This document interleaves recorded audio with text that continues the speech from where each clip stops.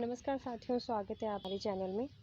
दोस्तों, जैसा कि आप सभी को पता है कि आपकी जो है 24 अगस्त को एलटी का जो है आंसर की जारी कर दी गई थी। और कई बच्चे बोल रहे हैं कि मैम ऐसे कोई क्वेश्चन है जिसमें ऑब्जेक्शन लग सकता है।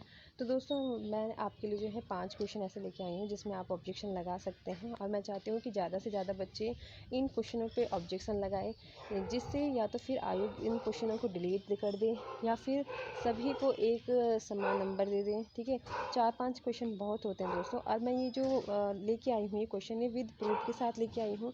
अगर किसी बच्चे को लगाना है तो वो जो है कमेंट कर सकता है। मैं उनको बुक्स का नाम बता दूँगी, पेज नंबर वगैरह। ठीक है, और दोस्तों आपकी कितने नंबर इसमें बन रहे हैं एलटी में, वो भी आप मेरे को जो है कमेंट के माध्यम से जो है दे सकते हैं। इससे क्या होगा कि इससे मैं जो आपकी एक कट ऑफ है वो तैयार कर सकती हूँ।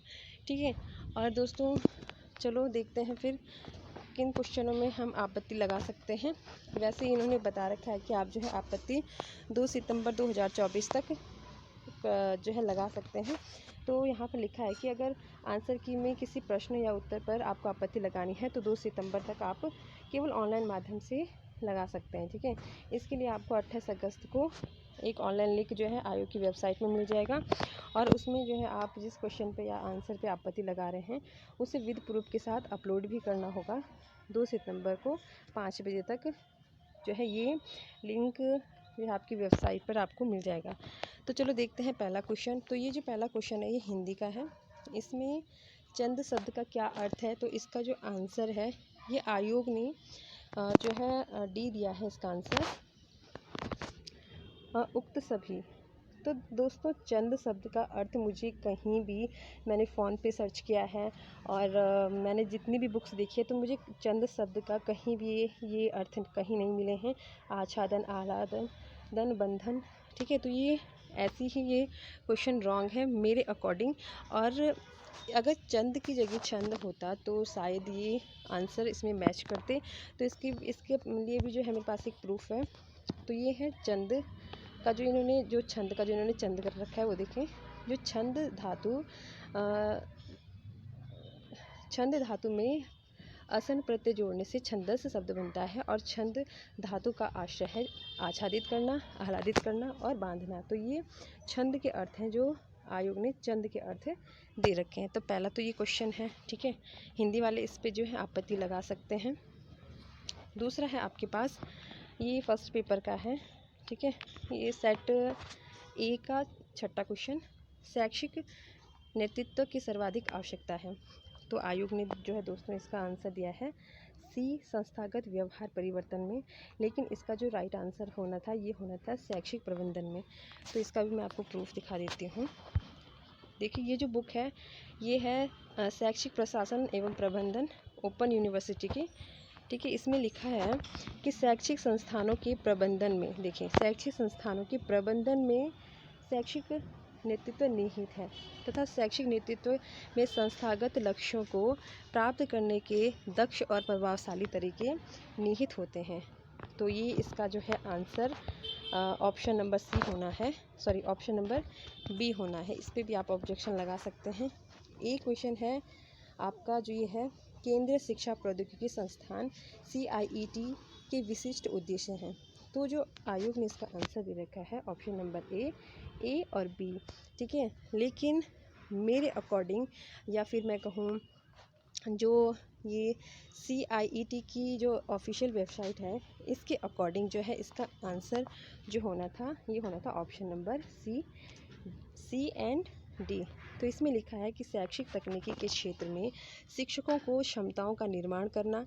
और डी में लिखा है कि भारत में शैक्षिक तकनीकी नीतियों का आलोचनात्मक मूल्यांकन करना। तो इसका भी मैं आपको प्रूफ दिखाती हूँ। ठीक है, आप जो है central institute of education technology की वेबसाइट पर जाएंगे CIET की।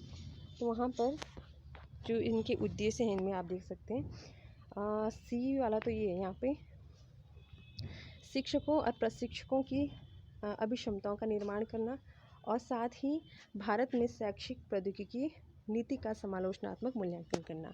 तो इसका जो राइट आंसर है दोस्तों वो आपका होना था ऑप्शन नंबर सी। ठीक है, दूसरा क्वेश्चन जो है वो है भारत सरकार द्वारा आश्रम विद्यालयों की स्थापना निम्न में से किस श्रेणी के बच्चों की शैक्षिक आवश्यकताओं की पूर्ति हेतु की गई है। तो इसका जो राइट आंसर है वो है अनुसूचित जाति और अनुसूचित जनजाति, लेकिन इसका भी आंसर जो है आयोग ने गलत दे रखा है अनुसूचित जाति करके। अब इसके लिए भी मेरे पास दो जो है प्रूफ हैं इसके। एक तो है आश्रम विद्यालय पद्धति, जिसमें साफ लिखा गया है कि इसकी उद्देश्य क्या है। तो प्रदेश में अनुसूचित जाति एवं अनुसूचित जनजाति के छात्रों को निःशुल्क शिक्षा उपलब्ध कराना। और दूसरा है आश्रम पद्धति विद्यालय अनुसूचित जाति व अनुसूचित जनजाति के बच्चों हेतु प्रदेश में कुल 16 राजकीय आश्रम पद्धति विद्यालय संचालित हैं। ठीक है। और नेक्स्ट क्वेश्चन है निम्नलिखित में से कौन से अनुदेशन के तरीके में अधिगम की धारणा क्षमता सर्वाधिक होती है। तो इसका राइट आंसर जो आयोग ने दे रखा है वो है ऑप्शन नंबर डी, दूसरों को पढ़ाना अधिगम का तात्कालिक उपयोग। तो इसका जो आंसर होना है वो है श्री दृश्य श्रव्य। तो इसका भी मैं प्रूफ दिखाती हूँ। ये भी ओपन यूनिवर्सिटी की बुक शिक्षा तकनीकी से है और आप इस पैराग्राफ को पढ़ सकते हैं, ये वाला। ठीक है। छात्रों को ज्ञान सरल, सहज और बोधगम्य तभी महसूस होता है जब उनकी व्यक्ति विभिन्नताओं पर ध्यान देते हुए शिक्षा दी जाए। श्रव्य दृश्य सामग्री बालकों को उनकी रुचि, योग्यता तथा क्षमता तथा रुझानों के अनुरूप शिक्षा प्रदान करने में सहायक सिद्ध होती है। ऐसे विषय तथा विचार जो मौखिक रूप से व्यक्त नहीं किए जा सकते, उनके लिए श्रव्य दृश्य सामग्री अत्यंत उपयोगी एवं महत्वपूर्ण सिद्ध हुई है। इसकी सहायता से अनुदेशन तथा शिक्षण अधिक प्रभावशाली होते हैं। तो ये है दोस्तों जिनमें आप ऑब्जेक्शन लगा सकते हैं। ऑब्जेक्शन का मैंने बता दिया है। 28 तारीख को आयोग की वेबसाइट पर एक लिंक आएगा, उसके माध्यम से आप जो है ऑब्जेक्शन लगा सकते हैं और ज़्यादा से ज़्यादा बच्चे ही ऑब्जेक्शन करें इसके लिए। ठीक है। अब